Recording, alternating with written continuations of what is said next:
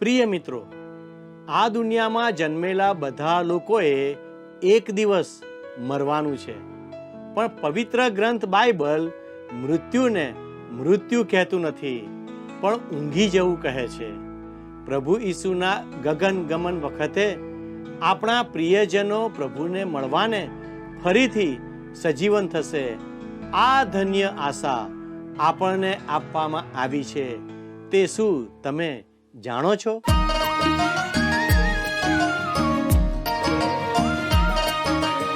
સ્તવન કરું, સ્તવન કરું, સ્તવન કરું ઈસુ તારું.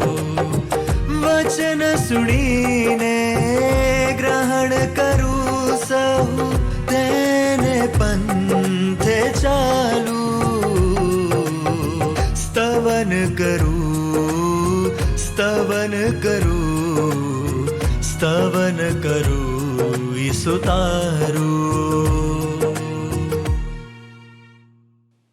વાલા મિત્રો, હાલમાં આપ સ્તવન કાર્યક્રમ નિહાળી રહ્યા છો અને તેમાં હું આપનું આદર સાથે સ્વાગત કરું છું. આ દિવસોમાં આપણે થેસાલોનિકીઓને પાઉલ પ્રેરિતના પહેલા પત્રનો અભ્યાસ કરી રહ્યા છે અને હવે આપણે આ પત્રના મુખ્ય સંદેશ પર આવીએ છીએ. મને આશા છે કે તમે આશામાં આનંદ કરશો, કારણ કે આશા એ વિશ્વાસીના જીવનમાં બધું જ છે. જો તમારી પાસે આશા નથી તો તમારી પાસે કંઈ નથી. આશા વિના માણસ જીવી શકતો નથી. એવું કહેવાય છે કે એક સામાન્ય માણસ પ્રાર્થના વિના 15 થી 30 દિવસ જીવી શકે છે. પાણી વિના 4 થી 5 દિવસ જીવી શકે છે. હવા કે શ્વાસ વિના થોડી ક્ષણો જીવી શકે છે, પરંતુ આશા વિના તે એક ક્ષણ પણ જીવી શકતો નથી. જે દિવસે આપણી આશા ખતમ થઈ જશે તે દિવસે આપણે પણ ખતમ થઈ જઈશું. કેટલાક લોકોને મૃત્યુ પછી કોઈ આશા નથી, કારણ કે તેઓ જાણતા નથી કે મૃત્યુ પછી તેમનું શું થશે. પરંતુ પ્રભુ ઈસુ ખ્રિસ્તમાં વિશ્વાસ રાખનારા દરેક વિશ્વાસી માટે મૃત્યુ પછી પણ સાર્વકાલિક જીવનની એક મહાન અને અદ્ભુત આશા છે. મિત્રો, આ વિષયમાં વધારે જાણવા આજે આપણે પહેલો થેસાલોનિકી 4 અધ્યાયની 13મી કલમનો અભ્યાસ શરૂ કરીએ.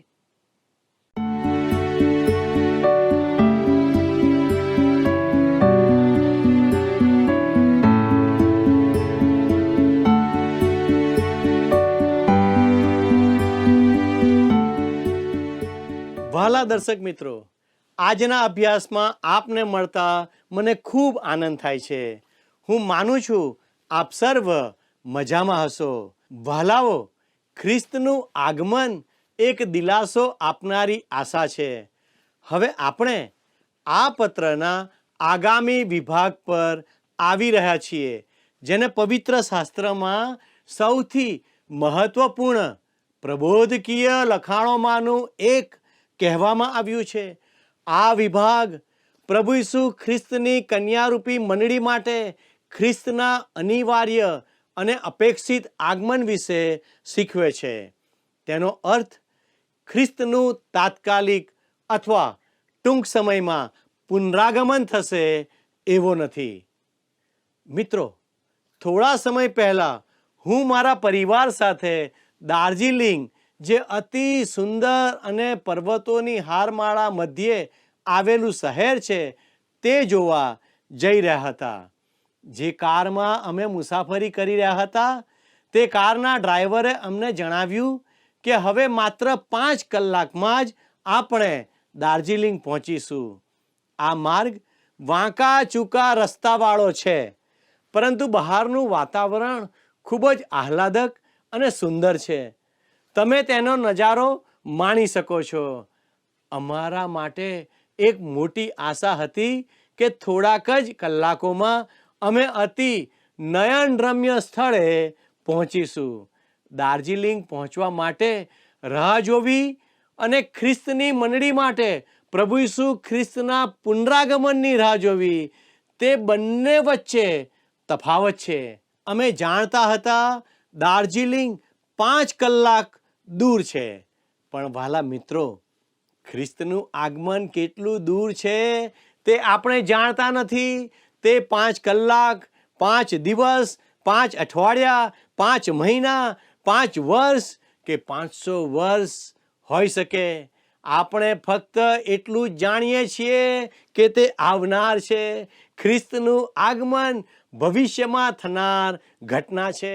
મિત્રો, સંત પાઉલ ખૂબ જ સ્પષ્ટ કહે છે કે તે ખ્રિસ્તના નિકટવર્તી પુનરાગમનમાં વિશ્વાસ ધરાવતો હતો. આ અધ્યાયની 15મી કલમમાં તે જણાવે છે, કેમ કે અમે પ્રભુના વચનથી તમને કહીએ છીએ કે પ્રભુના આવતા સુધી આપણામાંના જેઓ જીવતા રહેનારા છે તેઓ ઊંઘી ગયેલાઓની પહેલા જનારા નથી. સંત પાઉલ વિશ્વાસ ધરાવતો હતો કે પ્રભુ ઈસુ ખ્રિસ્ત તેના જીવનકાળમાં આવી શકે છે. આ પ્રકારનું વલણ તેણે તીતસને પણ પત્ર લખ્યો ત્યારે પણ વ્યક્ત કર્યું હતું. તીતસ 2:13 તે જણાવે છે, અને ધન્ય આશા પ્રાપ્તિની ઘડીની અને મહાન દેવ તથા આપણા તારનાર ઈસુ ખ્રિસ્તના મહિમાના પ્રગટ થવાની વાટ જોવી. ભલા મિત્રો, સંત પાઉલ જણાવે છે કે ઈસુ ખ્રિસ્ત પોતાની મંડળીને લેવા માટે પાછા આવશે. ત્યારે પ્રભુને મળવા માટે આપણે વાદળામાં ઉપર ઉચકાઈ લેવામાં આવશે, જેને મંડળીનું ગગન ગમન કહેવામાં આવે છે. આજે એવા લોકો પણ છે જેઓ એક અલગ પ્રકારનો દ્રષ્ટિકોણ ધરાવે છે. તેઓ કહે છે બાઇબલ ગગન ગમન વિશે શીખવતું નથી, અને નવા કરારમાં આ પ્રકારનો શબ્દ આપણે શોધી શકતા નથી.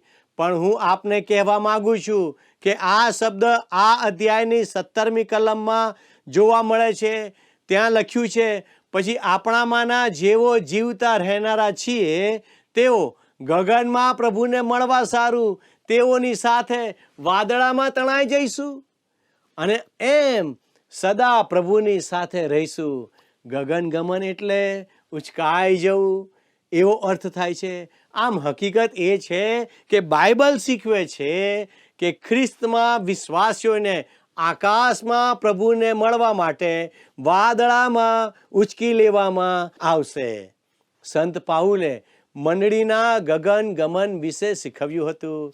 પણ મહત્વની બાબત એ છે કે મંડળીનું ગગન ગમન કોઈ પણ ક્ષણે થઈ શકે છે.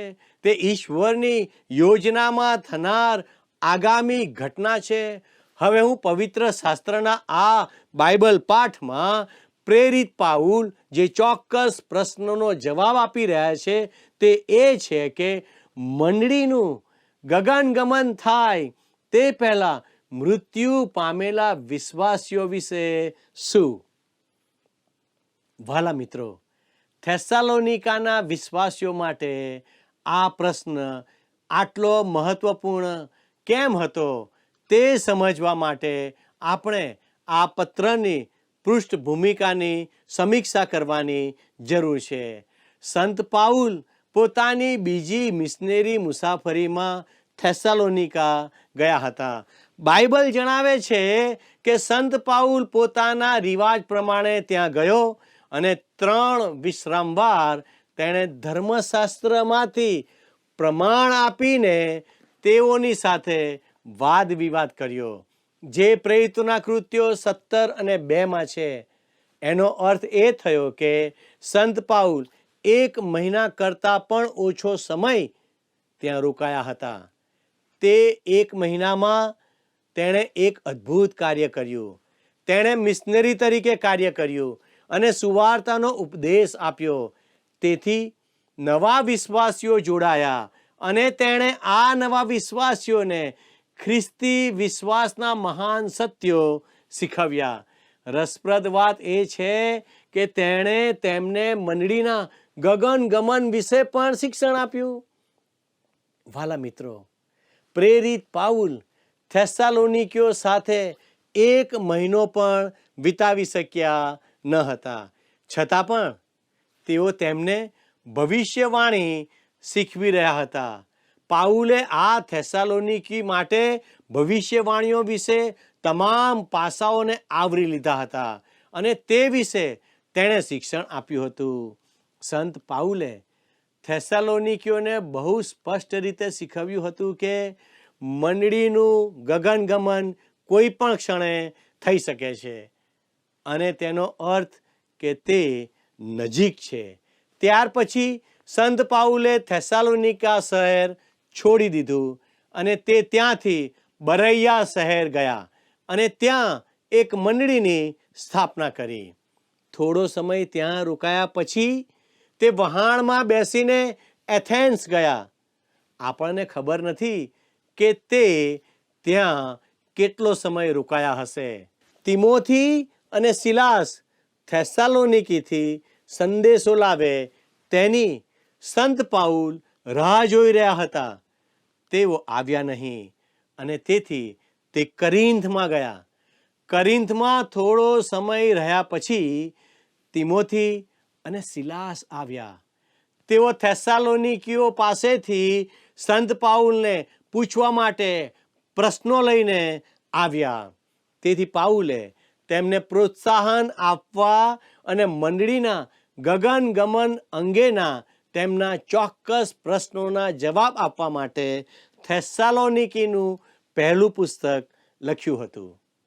સંત પાઉલ તેમને છોડીને ગયા પછી સમય દરમિયાન થેસાલોનિકાના કેટલાક સંતો મૃત્યુ પામ્યા હતા. વિશ્વાસીઓના મનમાં એક પ્રશ્ન ઊભો થયો, શું આ સંતો મંડળીના ગગનગમનને ચૂકી ગયા હતા? વહાલા મિત્રો, દેખીતી રીતે સંત પાઉલ તેમને ખ્રિસ્તના નિકટવર્તી આગમન વિશે શીખવ્યું હતું. પાઉલે તેમને કહ્યું હતું કે પ્રભુ ઈસુ ગમે ત્યારે આવી શકે છે, પણ આ સંતો મૃત્યુ પામ્યા અને પ્રભુ આવ્યા ન હતા. જો તેઓ ગગનગમન ચૂકી ગયા હોત તો તેમનું શું થાત? સંત પાઉલ આ પ્રશ્નોના જવાબ આ પત્રમાં આપે છે. પાઉલે થેસાલોનિકીઓને શીખવ્યું હતું કે ખ્રિસ્તનું આગમન નજીક છે. આ ક્ષણે આપણે જ્યાં છીએ ત્યાંથી મંડળી માટે ખ્રિસ્તના આગમન વચ્ચેનું અંતર ખૂબ જ ઓછું છે, જેનો અર્થ એ છે કે પ્રભુનું આગમન કોઈ પણ ક્ષણે થઈ શકે છે. કદાચ એટલે સુધી કે તમે આજનો દિવસ પૂરો કરો તે પહેલાં પણ પ્રભુનું આગમન થઈ શકે છે, અથવા ખ્રિસ્તનું આગમન ભવિષ્યમાં ક્યારેક પણ થઈ શકે છે. હવે થેસાલોનિકીઓને એવા સંતો વિશે ચિંતા હતી જેઓ મંડળીના ગગનગમન થયા પહેલા મૃત્યુ પામ્યા હતા. હવે આ અધ્યાયના બાકીના ભાગોમાં આગળ વધતા આ બાબતને આપણે ધ્યાનમાં રાખવાની જરૂર છે. પહેલા થેસાલોનિકી 4:13 જણાવે છે, પણ ભાઈઓ, ઊંઘી ગયેલા વિશે તમે અજાણ્યા રહો એવી મારી ઈચ્છા નથી, જેથી બીજા માણસો જેઓને આશા નથી એવાની પેઠે તમે ખેદ ન કરો. હું ઈચ્છતો નથી કે તમે અજાણ્યા રહો. અહીં સંત પાઉલ જે રીતે કહે છે તે મને ખૂબ પસંદ પડે છે. પ્રેરિત પાઉલ સીધી રીતે કઠોર શબ્દોમાં કહેવાનું ટાળે છે. તે વધુ નમ્રતા સાથે અને શિષ્ટાચારપૂર્વક આ વાતને કહે છે. તે પછી ઊંઘી ગયેલા વિશે તમે એમ કહીને સંત પાઉલ શરીરના મૃત્યુનો ઉલ્લેખ કરે છે. તેમાં માણસના આત્મા કે પ્રાણનો ઉલ્લેખ કરવામાં આવ્યો નથી, કારણ કે માણસનો આત્મા મરતો નથી. આપણે આ વિભાગમાં આગળ વધીએ તે પહેલાં હું ઘણા કારણોનો ઉલ્લેખ કરવા માગું છું કે શરીરનું મૃત્યુ એટલે ઊંઘી જવું કેમ કહેવાય છે. પ્રથમ કારણ, ઊંઘ અને મૃત્યુ વચ્ચે એક સમાનતા છે. એક મૃત શરીર અને એક ઊંઘેલું શરીર ખરેખર સમાન હોય છે. મને ખાતરી છે કે તમે ક્યારેક કોઈકની દફન ક્રિયામાં ગયા હશો જ્યાં કોઈએ ટિપ્પણી કરી હોય કે તે વ્યક્તિ એવી રીતે દેખાય છે કે જાણે તે ઊંઘી રહી હોય. વાસ્તવમાં એક રીતે તે સત્ય છે. એક વિશ્વાસીનું શરીર ઊંઘી ગયેલું હોય છે. ઊંઘનાર વ્યક્તિ તેનું અસ્તિત્વ ગુમાવી દેતો નથી અને તેનાથી સૂચિત થાય છે કે માત્ર શરીર ઊંઘી ગયું હોવાથી કોઈ મૃત્યુ પામનાર અસ્તિત્વ ગુમાવતો નથી. ઊંઘ ક્ષણિક છે, મૃત્યુ પણ ક્ષણિક છે. ઊંઘમાંથી જાગવાનું હોય છે અને તેમજ મૃત્યુમાંથી પુનરુત્થાન થાય છે. આમ જીવનનું અસ્તિત્વ છે અને મૃત્યુનું અસ્તિત્વ નથી એમ કહી શકાય નહીં. બીજું કારણ, ઊંઘ શબ્દ માટે ગ્રીક ભાષામાં કેઇમાઈ શબ્દ છે જેનો અર્થ સૂઈ જવું થાય છે. એક રસપ્રદ વાત એ છે કે પુનરુત્થાન શબ્દ ફક્ત શરીરનો જ ઉલ્લેખ કરે છે. એનાસ્ટેસિસ છે અને તે બે ગ્રીક શબ્દો પરથી ઉતરી આવ્યો છે. હિસ્ટેમી જેનો અર્થ ઊભા રહેવું, એના જેનો અર્થ ઉપર થાય છે. પુનરુત્થાનમાં ફક્ત શરીર જ ઊભું થઈ શકે છે. ઊંઘ માટેનો ગ્રીક શબ્દ અહીં પણ વપરાય છે જે શરીર પથારીમાં પડેલી કુદરતી ઊંઘનો ઉલ્લેખ કરતી વખતે વપરાય છે. તે માટે તમને તેના બે ઉદાહરણો આપીશ. અને જ્યારે પ્રભુ ઈસુ પ્રાર્થના કરીને ઉઠ્યા પછી તેઓ પોતાના શિષ્યો પાસે પાછા આવ્યા ત્યારે તેમણે તેઓને શોકને લીધે ઊંઘેલા દીઠા, જે લૂકની લખેલી સુવાર્તા 22મો અધ્યાય 45મી કલમમાં નોંધ છે. કલ્પના કરો કે પિતર, યાકૂબ અને યોહાન આ કટોકટીના સમયે સૂઈ ગયા. અહીં જે શબ્દ છે તે જ શબ્દ પહેલા થેસાલોનિકીઓમાં ઉપયોગમાં લેવામાં આવ્યો છે. બીજી વાર પ્રેરિતોના કૃત્યો 12 અને 6માં હેરોદ તેને બહાર લાવવાનો હતો તેની આગલી રાત્રે પિતર બે સિપાહીઓની વચ્ચે સાંકળોથી બાંધેલો ઊંઘતો હતો અને ચોકીદારો બારણા આગળ બંદીખાનાની ચોકી કરતા હતા. મિત્રો, સિમોન પિત્તર વિશે આપણે એક વાત ચોક્કસ કહી શકીએ કે તેને અનિંદ્રાનો રોગ ન હતો. આવા ગંભીર સંકટના સમયે પણ તે શાંતિથી ઊંઘી શકતો હતો. અહીં ફરીથી ઊંઘ માટેનો તે જ શબ્દ વપરાયો છે અને તે શરીરની કુદરતી ઊંઘને દર્શાવે છે. ત્રીજું કારણ, બાઇબલ શીખવે છે કે શરીર જે ધૂળમાંથી બનાવવામાં આવ્યું હતું તેમાં પાછું ફરે છે, પરંતુ આત્મા ઈશ્વર માટે પાછો ફરે છે કારણ કે ઈશ્વરે જ આત્મા આપ્યો છે. જૂના કરારમાં પણ આ જ બાબતનું શિક્ષણ આપવામાં આવ્યું છે જે સભા શિક્ષક 12 અને 7માં આપણે વાંચીએ છીએ. અને જેવી અગાઉ ધૂળ હતી તેવી જ પાછી ધૂળ થઈ જશે અને દેવે જે આત્મા આપ્યો તે તેની પાસે પાછો જશે. ધૂળનો અર્થ અહીં આપણું શરીર થાય છે. ઈશ્વરે આદમને કહ્યું, અને તું ધૂળ છે અને પાછો ધૂળમાં જશે. ઉત્પત્તિ 3 અને 19 આ વિશે નોંધ આપે છે. આ એ જ શરીર હતું જે ધૂળમાંથી લેવામાં આવ્યું હતું અને પછી ઈશ્વરે માણસમાં જીવનનો શ્વાસ અથવા આત્મા મૂક્યો. આપણું શરીર છે તે મરણ પછી પુનરુત્થાન સુધી ઊંઘી રહેશે. ફક્ત શરીર, પણ એક વિશ્વાસીનો આત્મા ઈશ્વરની પાસે પાછો ફરશે. પ્રિય મિત્રો, આત્મા મૃત્યુ પામતો નથી અને તેથી આત્માનું પુનરુત્થાન નથી અથવા તે સજીવન થતો નથી. મૃત્યુમાં ફક્ત શરીર જ ઊંઘી જાય છે અને પુનરુત્થાનમાં ફક્ત શરીર જ ઉત્થાન પામે છે. આ વાત એકદમ સ્પષ્ટ કરતા પાઉલ કહે છે કે શરીરથી વિયોગી થવું તથા પ્રભુની પાસે વાસો કરવો. જુઓ, કોરિન્થીયોનો બીજો પત્ર તેનો 5મો અધ્યાય તેની 8મી કલમ. આપણું શરીર ફક્ત એક નાજુક તંબુ છે જે મૃત્યુ દ્વારા થોડા સમય માટે અલગ થઈ જાય છે. બીજો કોરિન્થી 5 અને 1માં પાઉલ લખે છે, કેમ કે અમે જાણીએ છીએ કે જો અમારું પૃથ્વી પરનું માંડવારૂપી ઘર નષ્ટ થાય તો આકાશમાં દેવે રચેલું, હાથે બાંધેલું નહીં એવું અમારું સનાતન ઘર છે. અહીં માંડવા માટેનો ગ્રીક શબ્દ છે સ્કેનોસ, જેનો અર્થ તંબુ થાય છે. આપણે જે શરીરમાં રહીએ છીએ તે તંબુ છે. વહાલા મિત્રો, હાલમાં ભલે તમે લાખોની કિંમતના ઘરમાં રહેતા હોય, પણ તમારું વાસ્તવિક નિવાસસ્થાન એક નાના તંબુમાં છે. ઈશ્વરે આપણામાંના દરેકને તંબુમાં રહેવા માટે મૂક્યા છે. તે કોઈ ઝૂંપડામાં કે પછી હવેલીમાં રહેવાની વાત નથી. આપણને બધાને એક જ પ્રકારનો તંબુ આપવામાં આવ્યો છે. જો આપણા શરીરની કિંમત આંકવામાં આવે તો તે બહુ ઓછી થાય.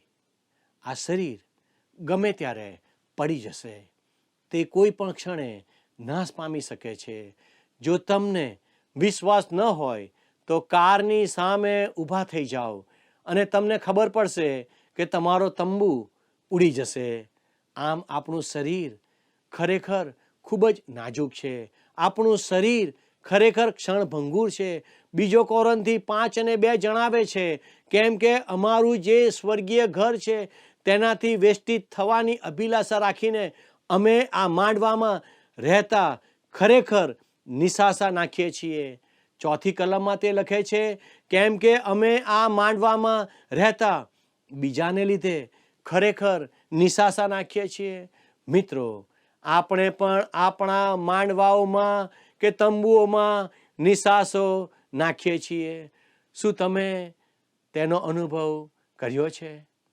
આ અધ્યાયમાં 6 અને 7 કલમમાં સંત પાઉલે લખ્યું, માટે અમે સદા હિંમતવાન છીએ અને એવું જાણીએ છીએ કે શરીરમાં વાસો કરીએ ત્યાં સુધી અમે પ્રભુથી વિયોગી છીએ, કેમ કે અમે વિશ્વાસથી ચાલીએ છીએ, દ્રષ્ટિથી નહીં. બીજો કોરિન્થી 5, 6 અને 7 આ પ્રમાણે કહે છે, હવે આપણે આ શરીરમાં અથવા આપણા ઘરની અંદર રહીએ છીએ. આ એ જ જગ્યા છે જ્યાં આપણે રહીએ છીએ, પણ લોકો ખરેખર આપણને જોઈ શકતા નથી. સંત પાઉલ આગળ 8મી કલમમાં કહે છે, માટે અમે હિંમતવાન છીએ અને શરીરથી વિયોગી થવું તથા પ્રભુની પાસે વાસો કરવો એ અમને વધારે પસંદ છે. ખરેખર આ વાત વિચારવા જેવી છે. જ્યારે માણસનું મરણ થાય છે ત્યારે તે પ્રભુમય ઊંઘી જાય છે અને ઈશ્વરની સાથે વાસો કરવા માટે જાય છે. પણ પુનરુત્થાન સમયે આપણા શરીરોને ઉઠાડવામાં આવશે. મિત્રો, જો તમે કોઈ જગ્યાએ મુસાફરી કરો છો તો રાત્રે સૂવા માટે સારી હોટલમાં રોકાણ કરો છો. તમે બીજા દિવસે ઉઠીને તમારું કામ કરવાની અથવા મુસાફરીમાં આગળ વધવાની અપેક્ષા રાખો છો. એમ જ આ પૃથ્વી પર આપણે મુસાફર છીએ અને આપણે પુનરુત્થાનમાં ઈસુ ખ્રિસ્તને ફરી મળવાની આશા સાથે જીવન જીવી રહ્યા છીએ. એક દિવસ પ્રભુ ઈસુ આવશે અને દરેક ઊંઘી ગયેલા શરીરો પાછા ઉઠશે અને વિશ્વાસી લોકો પ્રભુની સાથે સ્વર્ગમાં જશે. આપણા માટે આ મહાન આશા છે. 1 થેસલોનિકી 4 અને 13 આપણે ફરીથી જોઈએ. પણ ભાઈઓ, ઊંઘી ગયેલા વિશે તમે અજાણ્યા રહો એવી અમારી ઈચ્છા નથી, જેથી બીજા માણસો જેઓને આશા નથી એવાની પેઠે તમે ખેદ ન કરો. ભલા મિત્રો, વિશ્વાસીઓ તરીકે આપણે મરણ પ્રસંગે શોક કે ખેદ વ્યક્ત કરવાનો નથી.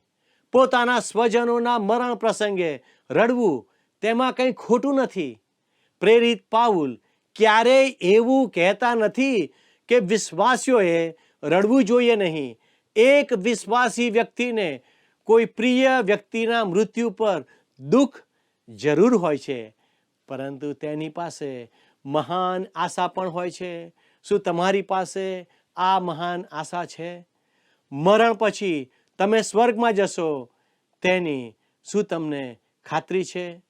આ વિશે બહુ ગંભીરતાથી વિચાર કરશો. ઈશ્વરની પાસે સહાય માગો અને ઈશ્વર આપને મદદ કરો.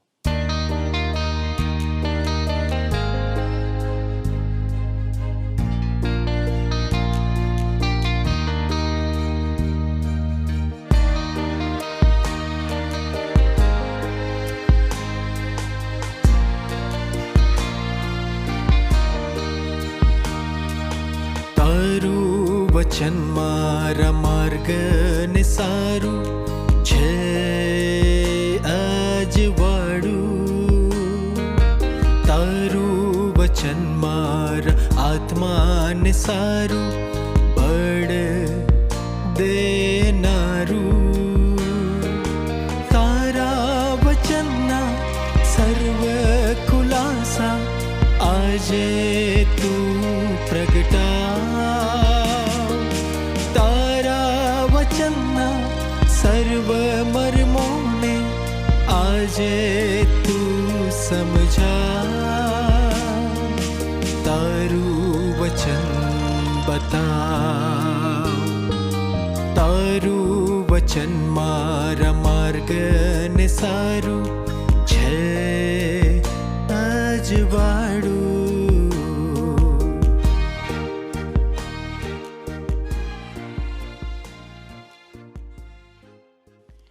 પ્રિય મિત્રો, અહીં પ્રેરિત પાઉલ આપણને સમજાવે છે કે ઈસુ ખ્રિસ્તમાં મૃત્યુ એ અંત નથી. તેના બદલે તે આપણને આ આશા જાળવી રાખવાનો સંદેશ આપે છે, જેથી આપણે પ્રભુના પુનરાગમન પર આપણા પ્રિયજનો સાથેના હર્ષભર્યા પુનર્મિલનની અપેક્ષા રાખીએ. આજના અભ્યાસમાંથી કોઈ પણ વ્યક્તિને આશા પ્રાપ્ત થાય છે જે પોતાના મિત્ર અથવા પરિવારના સભ્યના મૃત્યુ પર શોક વ્યક્ત કરી રહ્યો છે. આ સંદેશ ખ્રિસ્તમાં મૃત્યુ પામેલા લોકોની વર્તમાન સ્થિતિ અને ભવિષ્યમાં પુનરુત્થાન અને સ્વર્ગમાં પ્રવેશની આપણી આશાનું વર્ણન કરે છે. માટે વહાલા મિત્રો, આપણે ખ્રિસ્તમાં મરણ પામેલા આપણા પ્રિયજનો માટે શોક વ્યક્ત ન કરીએ, કેમ કે તેઓ પ્રભુના બીજા આગમન સુધી ઊંઘી ગયા છે અને તે સમયે પ્રભુને મળવાને માટે તેમના શરીરો કબરોમાંથી પાછા ઉઠશે અને પ્રભુની સાથે તેઓ સ્વર્ગમાં પ્રવેશ કરશે. શું આ બાબત પર તમે વિશ્વાસ કરો છો? મિત્રો, આજના પાઠમાંથી તમને કઈ બાબત શીખવા મળી? અમારા સંપર્ક નંબર ઉપર અમને તે જરૂરથી જણાવશો. મિત્રો, આજની આપણી બાઇબલ ક્વિઝનો પ્રશ્ન છે, આપણી આશા કઈ છે? એ. ખ્રિસ્તનું આગમન, બી. પુનરુત્થાન, સી. દિલાસો, ડી. વિશ્વાસ. ગત પ્રશ્નનો જવાબ છે બી. ઈશ્વર માટે અલગ. મિત્રો, અમારા આજના પ્રશ્નનો જવાબ ઝડપથી મોકલી આપશો. દરેક પ્રશ્નનો સાચો જવાબ આપનાર વિજેતાઓના નામ દર મહિનાના પ્રથમ સોમવારે જાહેર કરવામાં આવશે. સંપર્ક માટે અમારો ફોન નંબર છે 94 29 37 56 10 9429375610. અમારો સમય અહીં પૂરો થાય છે.